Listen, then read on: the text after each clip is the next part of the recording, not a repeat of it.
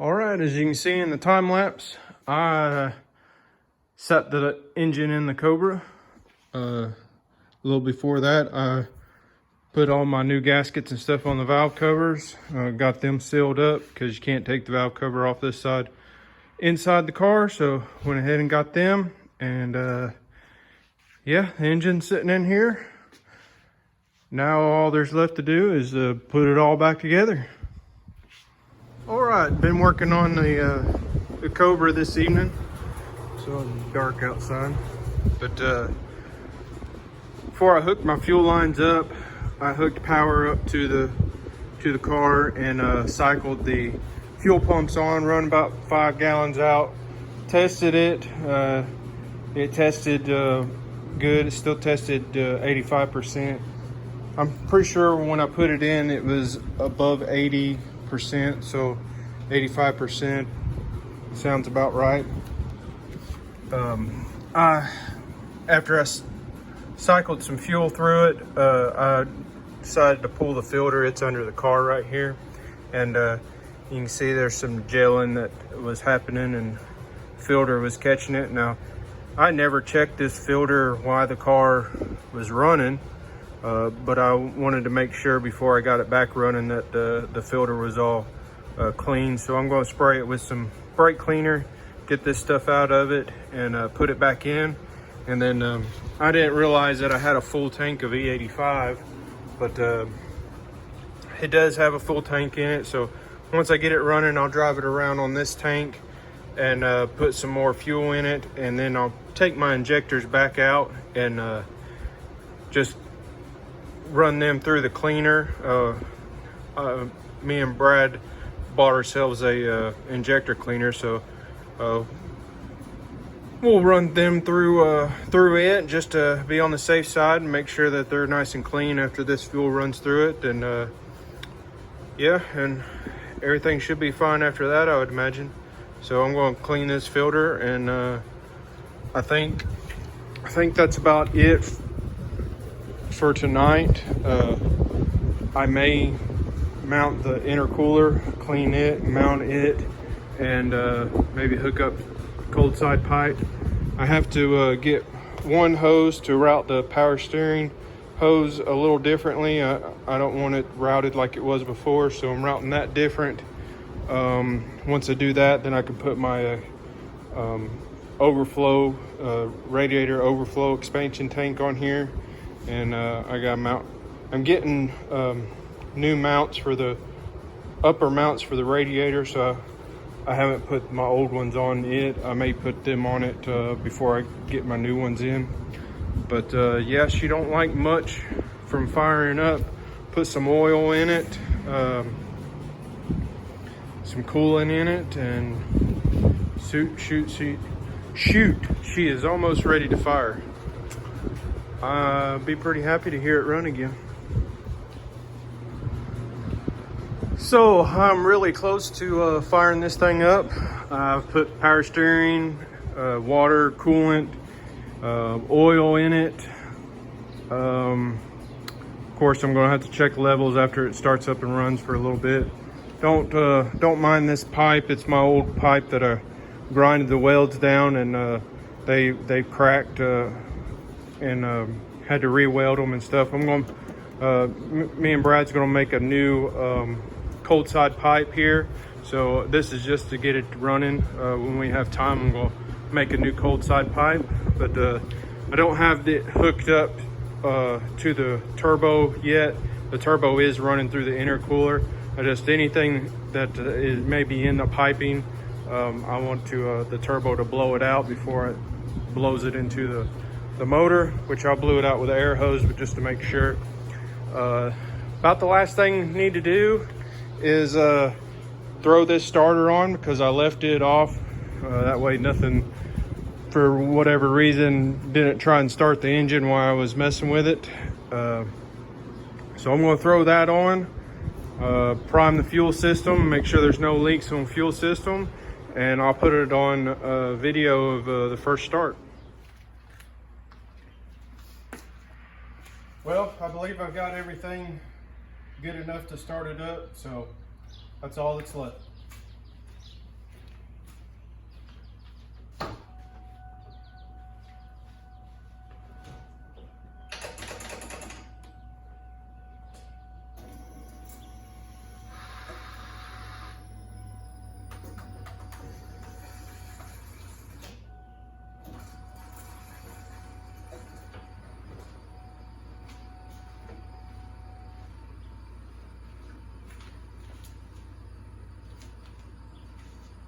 letting the pump run, make sure I don't have any leaks.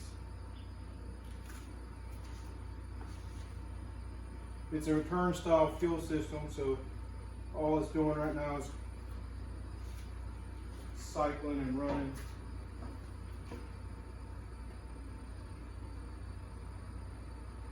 Shows to be about 55 psi of pressure.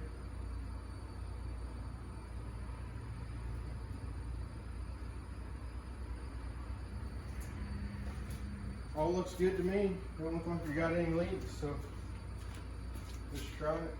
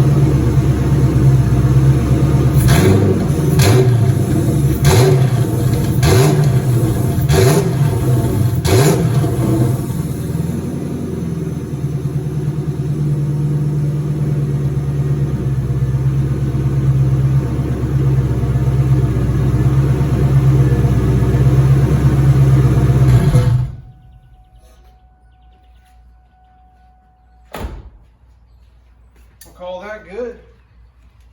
I've got the cold side pipe right here, not hooked up to this, because I think I explained earlier that I just wanted to make sure there was nothing in the intercooler that would run through the motor. So I'll hook that up. Then I'll start it up again, get it up to temperature, then let it cool all the way off, and then I'll take the plug off of the coolant pipe up here and add a little bit more coolant, make sure there's no air bubbles or anything trapped in it. And good to go. Sounds good. I'm glad to hear it run again. This past weekend I was going to try and go to the backwards race at Knoxville Dragway, but the rain came in, rained it out, so maybe they'll postpone it. This coming weekend is a streetcar takeover in Bristol. Going to try to get the twin disc clutch out of the Cobra. I've got a Spec 3, I believe it's Spec 3 Plus single disc. Try and make it a little bit more comfortable to drive on the street. This twin disc will rattle your teeth out, so I'm not going to be able to stand it. The Black Magic clutch that was in it was real nice and smooth, but I'm not going to put miles and wear it out for 800 horsepower. Is basically all this car is going to see anymore. So that clutch is basically overkill, so I'm going to save it for when I put the old motor in the coupe car, put it together in it. So got the Spec 3, going to put it in there.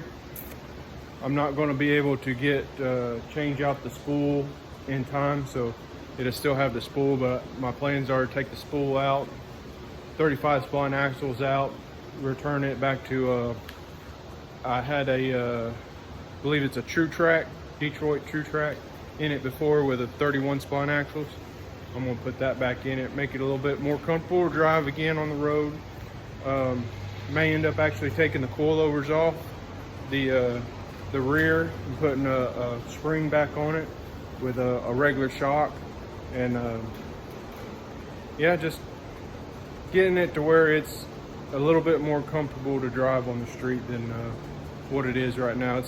It's good for, it's not really terrible, but it's aggravating to me. Also, I don't know if I videoed or not, but the yoke on my drive shaft that slides into the transmission, you look inside of it and it was twisted really bad, and the drive shaft will barely slide in enough into the transmission to get it stuck in there.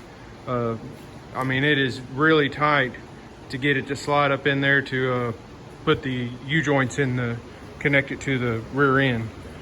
So if I'm thinking driving it, that's causing a vibration when the suspension travels.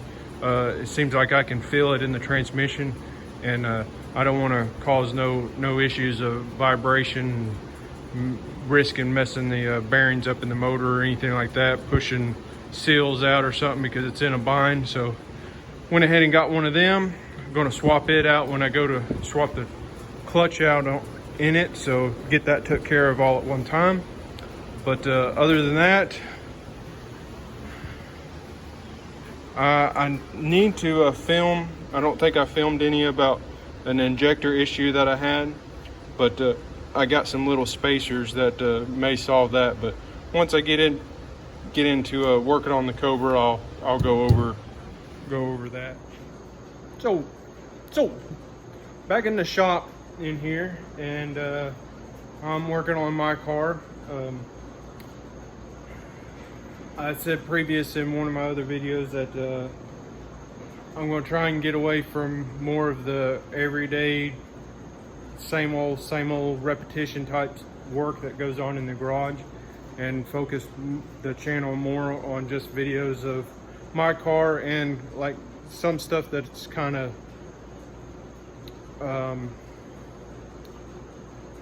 I would say kind of interesting to me. So I would figure it may be interesting to somebody else, but it's kind of arrogant to say, I guess. But stuff that's more like the hot rod style stuff instead of like insurance work, or I do fix a fender and paint it for somebody or something like that. I may just show you that I've done it, but not go through the process or anything like that. And I was wanting to start doing that to the channel, and without even thinking, I just started working on my car and didn't start filming and saying what I was about to do to it or anything like that. And I haven't really filmed anything with the car. The car's really been just sitting. I drove it to get ice cream a couple times. That's about it. But what I've noticed is the rear end has had a wind to it. Didn't really notice it too awful much the last few times that I had the car running, because it was just basically running to 8th mile and wasn't really driving around on the road much. And now I'm wanting to drive it more on the road and race it less. So what I've done is I've decided to take the rear end apart. It's got a 373 gear in it. It's got a spool in it, 35 spline axles.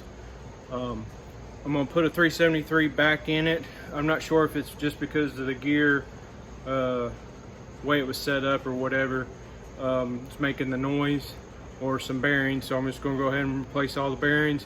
New 373 gear. I don't like the spool on the street with a manual. Automatic it'd probably be all right, but manual makes it kind of rough getting in and out of parking places. So I've sold the 35 spline axles and the spool, and I'm taking that out now because they're gonna come get it tomorrow. So I went ahead and ordered all my parts to put the 31 spline, a True Track diff in it, and a new 373 gear, and I'm gonna put all new bearings and stuff in it.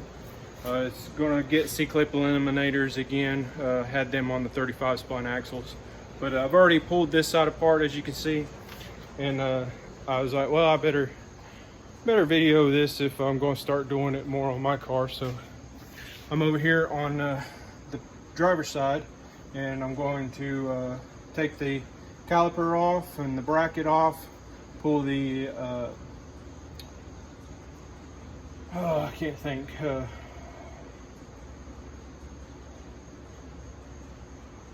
shit. I'm gonna pull the rotor off next, and then there's some bolts right in here that holds the C-clip eliminators, the flange for the brake mounting bracket. There's studs that go through them all from the C-clip eliminators, some 4 nuts holding them on. Take them loose and pull the axle out, just like I got that one there out. And I've already took the drive shaft out. I've already broke loose the pinion nut. So all that's left is to take the 4 bolts. All that's left is to take the 4 bolts holding the carrier in, the spool in, and then I'll take the ring gear off, and then it'll be ready for the new owner. And I'll get it prepped, and when my parts come in, I'll slap the other new axles, 31 spines in, and get her back on the road.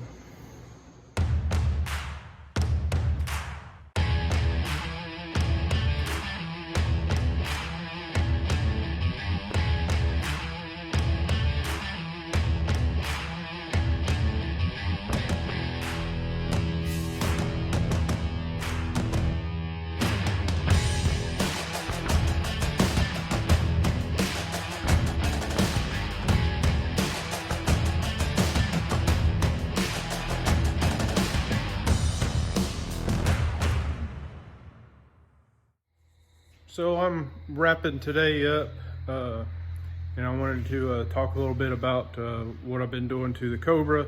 Last you seen, I was taking the axles out, sold the 35 splines and the spool. I got the rear end out. I had Team Z double adjustable solid Heim lower control arms and upper control arms. They're all Heim joints. I am not going to be racing the car as much, especially no front of the track, front side stuff. It'd be all, if I do take it racing, it'd be back of the track and street stuff. So I'm taking these and going to use them on another project, and I bought uppers and lowers Team Z I am a dealer for Team Z, by the way. I bought their uppers with the urethane, or they may actually not be urethane. They may be some other kind of plastic bushing, but bushing style instead of heim joint style. A little bit of cushion and stuff in the back, be a little bit more streetable. But yeah, if you find yourself needing any Team Z parts, I'm a distributor for them, dealer, whatever you want to call it. I can save you a little bit of money possibly. So you get on TJ Fab Facebook and send me a private message on there and tell me what you want, and I'll get you some price and get you hooked up with some Team Z stuff. I like Team Z parts. I got in this box here, I've got front K-member A-arms, a coilover set up from them also for Fox body. I'll be sharing here in the next little bit, showing you my next project as far as a personal shop car type deal. That's kind of more reason why I'm going to make the Cobra more streetable, is I'm going to have a car dedicated just for racing. But I did get the rear end out of the car, and Brad came by today, and I bought a new 373 gear because the one that was in it, that was on the spool, had a pretty good whine to it. So I wanted to make sure it didn't whine when I put it all back together. So I got a new gear, new bearings, races, and all that. I went with the Eaton True Track differential 31 spline instead of a spool or anything like that. It'd be a little bit more friendly on the road. I had one of these when the car was IRS, and when I first solid axle swapped it, I had one of these lockers in it, and I liked it a lot. I got the I'm a dealer, and I can get these if you're interested in them. Again, hit me up and through Facebook, private message me, and I'll give you a price on it. I got my axles sitting over there. They're from Strange. I am not a dealer for them, but I got 31 spline C-clip eliminators, and I got the ABS rings. So my ABS should work again, because 35 splines, I didn't order the rings for it, and I didn't use the ABS on them. But I got them. They're ready to go in. Got it all cleaned up. I had the Team Z relocated upper bars. I'm going with just your regular standard upper control arms when I put it back in. So I got new bushings to go into the top, because the relocated ones have a bracket. You see these here, they have a bracket system that bolts into there, and it relocates the arms, factory arms, from there to this hole, which I'll show all that when I go to put them in the new car. And these that's why they look so different than your factory style upper control arms. But try not to ramble on too awful much more, but Brad came by and set the gear up. You can see the wear on it is looking good. They set the preload and all that, and it's ready to go. If you look, I got instead of the flange style like factory, I got the regular U-joint type style. What is it? The rear yoke, I guess you'd call it. But I'm not going to put the axles and stuff in tonight. It'll probably be tomorrow night before I put them in. Get them all bolted up, and I am waiting on my lower control arms. That I was sent the wrong ones. I was sent double solid heim joint, double double adjustable without the spring perch, lower control arms.